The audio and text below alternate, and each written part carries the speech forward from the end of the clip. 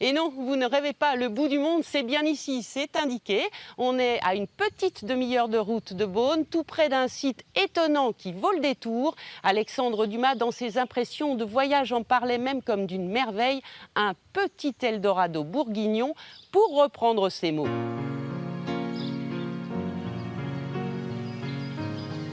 Au milieu du 19e siècle, quand il est venu ici, l'auteur des Trois Mousquetaires a sans doute découvert un paysage bien différent de celui que les promeneurs peuvent voir aujourd'hui. Alors voilà la clairière du bout du monde, là.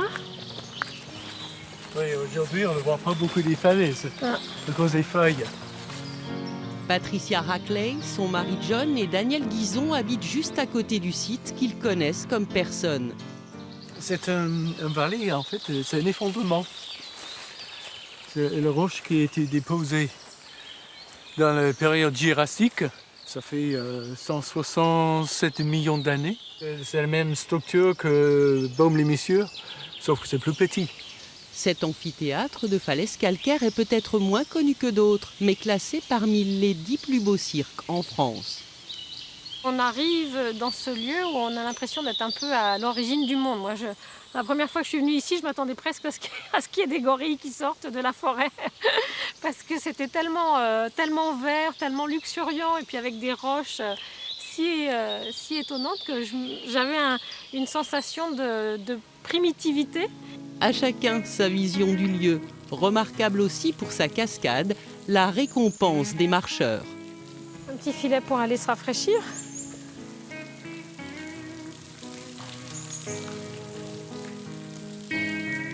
Après une pause bienvenue, il est temps de rebrousser chemin. On y va. Hop. L'autre curiosité du site est à l'opposé de la cascade. C'est reparti pour une petite balade dans la vallée.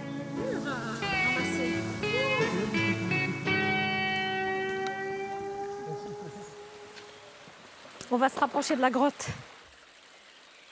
C'est l'endroit d'où jaillit la Causane, sachant qu'effectivement, il y a eu des groupes de spéléologues qui sont entrés à l'intérieur et qui ont pu avancer sur à peu près 250 mètres. Mais après, ils n'ont pas pu aller plus loin pour voir d'où jaillissait la source. La source d'une petite rivière qui, ce jour-là, ne paie pas de mine, mais peut se transformer en véritable torrent. Histoire de rappeler qu'au fil des millénaires, c'est elle qui a façonné tout le paysage alentour. Ce coin de montagne en pleine Côte d'Or, petit paradis des naturalistes comme Daniel. Il y a une grande diversité de milieux dans la vallée, donc beaucoup de variétés de plantes et d'insectes, d'oiseaux qui vont avec, qui sont associés aux différents milieux qu'on peut rencontrer, que ce soit la rivière, les falaises. Des fronts rocheux qui ont leurs espèces emblématiques comme le faucon pèlerin ou le martinet qui ne montreront pas une plume dans un cirque ce jour-là écrasé de soleil. Par là, on pourrait monter aux falaises. Tu vois, il y a la marque jaune sur l'arbre, là, donc qui marque que c'est un sentier du pays beaunois. Mais il fait peut-être un peu trop chaud, là, quand même. Sur le site, les chemins de randonnée sont nombreux, qui permettent de le découvrir dans ses moindres recoins.